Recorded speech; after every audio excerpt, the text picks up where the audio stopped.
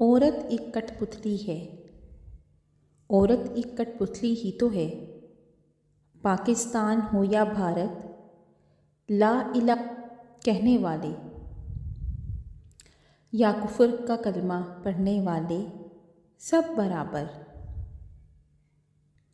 اپنے گھر میں اپنی جگہ بنانے میں، گھر کے آنگن میں پھول سجانے میں مدت عمر لگ جاتی ہے، پھر بھی ناکام رہتی ہے۔ مرد کی انانیت کے سائے اس پر بسیرا رکھتے ہیں، اس کے راج کا تا دم آخر ڈیرا رہتا ہے۔ اپنے رنگ میں اس کا ڈھلنا، اس کی اچھاؤں پر بھی اپنا پہرا رکھتے ہیں۔ اپنے حق کی خاطر جب بھی بولتی ہے، پاکستان ہو یا بھارت ایک سی ہی لگتی ہے۔